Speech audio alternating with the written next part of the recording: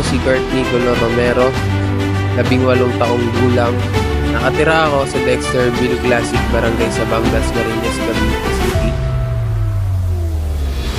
Ang height ko is 6'1". Ang posisyon ko naman sa paglalaro ng basketball is small forward. Panganay ako sa aming magkakapatid. 4 kami, puro lalaki. At ako ang unang-unang naglalaro ng basketball sa amin sa matataas na liga. Nailigan kong laro ang basketball kasi nga nakita ko sa mga pamilya ko na naglalaro sila halos lahat ng basketball. Tito ko, daddy ko, nagmula rin sa lolo ko. Kaya mas nailigan ko rin maglaro ng basketball. 10 years na ako naglalaro ng basketball. Nagsimula ako mag-basketball nung elementary nga ako. 0-0 ako noon. Doon ko nakilala si Sir Mark o mas kilalang si Tatay. At pinag-igihan niya yung pagturo sa akin ng basketball. Nagsimula kami sa basic, dribbling, shooting, layup. Siyempre, may kasamang buhat at disiplina pa rin sa sarili kung paano gumalaw sa loob ng court. Ng elementary namin, doon na ako nagsimulang sumali ng iba't ibang liga tulad ng intercolor, interbarangay, at marami pang iba.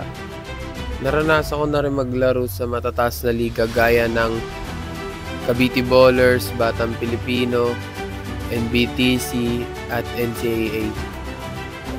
Mahirap talaga maabot yung mga pangarap na to at pinagigihan ko talaga para makapasok ako dito.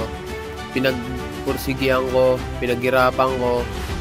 Siyempre, ganoon naman talaga lahat, di ba? Paghihirapan mo muna bago ka makapasok sa gusto mong saya. Siyempre, mahirap din makapasok sa mga ganitong liga at siyempre, lahat din yon may tryouts, may mamimiling coaches at mas maraming magagaling rin at pinagigihan ko lahat ng yon at pinagpursigihan ko. Naghanda ako sa mga tryout na paparating na yon. Nakapasok ako ng varsity sa ICA kasi nag-double effort ako sa tryout. Pinagandaan ko talaga.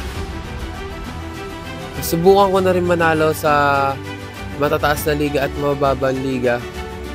Binibigay ko pa rin ang best ko kahit na mataas man to o mababa. Parehas pa rin ang effort at paglalaro ko sa loob ng court.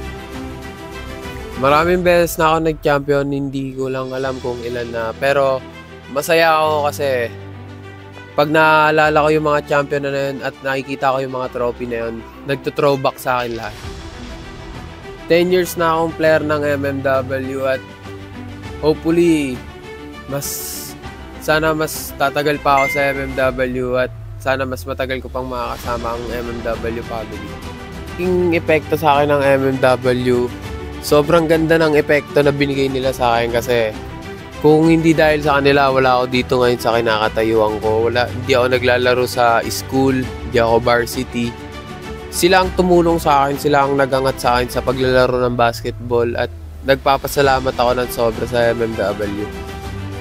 Ang tingin ko sa MMW family is isang pamilya talaga, tulad ng pamilyang nasa isang bahay. Kahit magkakalayo man kami nila tatay, may komunikasyon naman kami sa isa't isa at yung komunikasyon na yun, hindi lang isang team, kung hindi isang buong family. Ako nga pala si Kurt Nicolo Romero at MMW.